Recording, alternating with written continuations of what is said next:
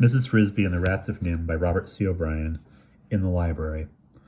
The tunnel led gently downward, and after the first dozen steps, they were in darkness. Mrs. Frisby could see nothing at all. Behind her, Mr. Aegis limped along. Ahead, she could hear the scuffle of Justin's footsteps. She followed the sound blindly. Then she heard his voice. "Just walk straight forward, Mrs. Frisby. There's nothing to trip over and nothing to bump into. If you get off course, you'll feel the wall," he added. "The dark part doesn't last long." Now, what did he mean by that? She thought it over for a minute or two as she walked and had just decided to ask him when, to her surprise, she saw ahead of her a faint glow, a light. But how could there be a light down so far? "There, we're through," said Justin cheerfully. "I know that blackout bit must be annoying the first time, but it's necessary." "But aren't we under the ground?" "Oh yes, about 3 feet down by now, I'd guess." "Then how can it be light?" "I could tell you," said Justin, "but if you'll wait 15 seconds, you'll see for yourself." In a few more steps, the tunnel, Mrs. Frisby could now discern dimly its shape and direction, took a turn to the right, and she did see for herself. She stopped in astonishment. Ahead of her stretched a long, well-lit hallway. Its ceiling and walls were a smoothly curved arch, its floor flat and hard with a soft layer of carpet down the middle. The light came from the walls, where every foot or so, on both sides, a tiny light bulb had been recessed, and the hole in which it stood, like a small window, had been covered with a square of colored glass, blue, green, or yellow. The effect was that of stained glass windows in sunlight. Justin was watching her and smiling. "Do you like it?" The carpet and the colored glass don't really... "Do you like it? The carpet and the colored glass we don't really need. Some of the wives did that on their own, just for looks. They cut the glass, believe it or not, from old bottles. The carpet was a piece of trim they found somewhere." "It's beautiful," Mrs. Frisby said, "but how? We've had electricity for 4 years now." "5, said Mr. Aegis. "5, said Justin agreeably. "The lights, they were the very small, very bright, twinkling kind we found on trees. In fact, most of our lights come from trees, not until after Christmas, of course. About New Year's, the light bulbs we have trouble handling." Mrs. Frisby was familiar with electricity. Her husband, who knew all kinds of things, had once explained it to her. At night, she had seen the lamps shining in Mr. Fitzgibbon's house, and at Christmas time, the lights that his son strung on a pine tree outside. "You mean you just took them?" she asked. "We were careful to take only a few from each tree." said Mr. Aegis. "It was like picking fruit," Justin said rather dreamily. "The annual light bulb harvest. We had to go quite far up the road before we had enough. Even so, it took 2 Christmases." "Justin," said Mr. Aegis, "I think we had better go on." They continued along the corridor, which curved away slightly to the right, so Mrs. Frisby could never really tell how long it was, and which soon began to incline more steeply into the ground. Mrs. Frisby noticed that the air, which should have been dank and damp so deep underground, was on the contrary fresh and clean, and she thought she could even detect a faint breeze blowing past her ears as she moved. In a few more minutes, the hall widened abruptly into a large oval chamber. Here the lights were set in the ceiling. At the far end, Mrs. Frisby could see the long tunnel continued and looked as if it slanted upward again, perhaps to another entrance, a back door. Was this, then, their destination, the main hall of the rats? But if so, where were all the other rats? The room was entirely empty, not even a stick of furniture. "A storeroom," said Justin, "sometimes full, now empty."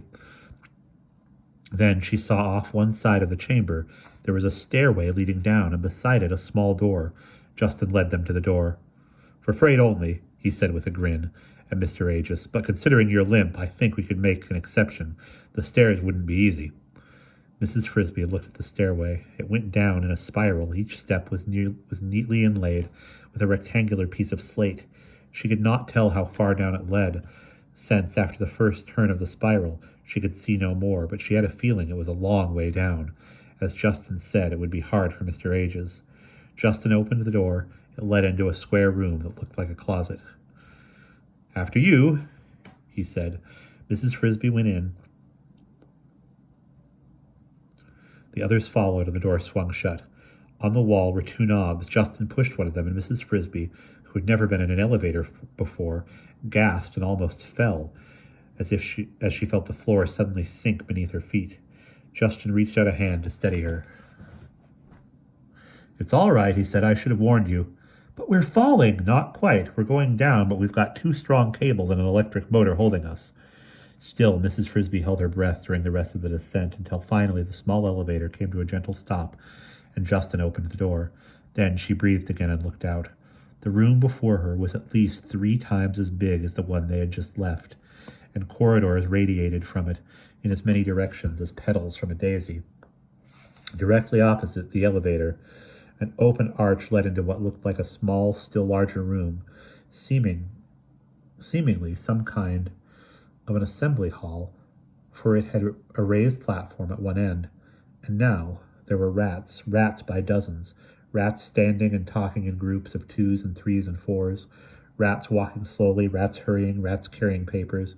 As Mrs. Frisby stepped from the elevator, it became obvious that strangers were a rarity down there, for the hubbub of a dozen conversations stopped abruptly and all heads turned to look at her. They did not look hostile, nor were they alarmed, since her 2 companions were familiar to them, but merely curious. Then, as quickly as it had died out, the sound of talking began again, as the rats were too polite to stand and stare, but one of them, a large rat with a scarred face, left his group and walked toward them. "Justin, Mr. Ages, I see we have a guest." He spoke graciously with an air of quiet dignity, and Mrs. Frisby noticed 2 more things about him. First, the scar on his face ran across his left eye, and over that eye he wore a black patch, fastened with a cord around his head. Second, he carried a satchel, rather like a handbag, by a strap over his shoulder. "A guest whose name you will recognize," said Justin. "She is Mrs. Jonathan Frisby. Mrs. Frisby, this is Nicodemus." "A name I recognize indeed," said the rat called Nicodemus. "Mrs. Frisby, you are perhaps aware of this. Your late husband was one of our greatest friends. You are welcome here." "Thank you," said Mrs. Frisby, but she was more puzzled than ever. "In fact, I did not know that you knew my husband, but I'm glad to hear it because I've come to ask for your help." "Mrs. Frisby has a problem," said Mr. Ages, "an urgent one." "If we can help you, we will," said Nicodemus. He looked at Mr. Ages. "Can it wait until after the meeting? An hour? We were just ready to begin again." Mr. Ages considered. "An hour will make no difference, I think," Nicodemus said. "Justin, show Mrs. Frisby to the library where she can be comfortable until the meeting is over." By this time, the last of the other assembled rats had made their way into a large meeting hall, where they sat facing the raised platform. Nicodemus followed them, pulling some papers and a small reading glass from the satchel at his side as he walked to the front of the room. Justin led Mrs. Frisby in another direction, down a corridor to their left, and again she had the impression of a faint, cool breeze against her face. She realized that the corridor she had walked in up above was merely a long entryway, and that the halls around her were the rats' real living quarters. The one down which Justin led her was lined with doors, one of which he opened. "In here," he said. The room they entered was big, square, well lit, and had a faint musty smell. "It's reasonably comfortable, and if you like to read," he gestured at the walls. They were lined with shelves from floor to ceiling, and on the shelves stood, Mrs. Frisby dredged her memory. "Books," she said. "They're books." "Yes," said Justin. "Do you read much?" "Only a little," said Mrs. Frisby. "My husband taught me and the children." She started to tell him how, laboriously scratching letters in the earth with a stick. It seemed so long ago, but Justin was leaving. Excuse me, I've got to go to the meeting. I hate meetings, but this one's important. We're finishing up the schedule for the plan." He pronounced it with a capital P. "The plan?" But he was out the door, closing it gently behind him. Mrs. Frisby looked around her. The room, the library, Nicodemus had called it, had, in addition to its shelves of books, several tables with benches beside them, and on these were stacked more books, some of them open. Books. Her husband Jonathan had told her about them. He had taught her and the children to read. The children had mastered it quickly, but she herself could barely manage the simplest words. She had thought perhaps it was because she was older. He had also told her about electricity. He had known these things, and so, it emerged, did the rats. It had never occurred to her until now to wonder how he knew them. He had always known so many things, and she had accepted that as a matter of course, but who had taught him to read?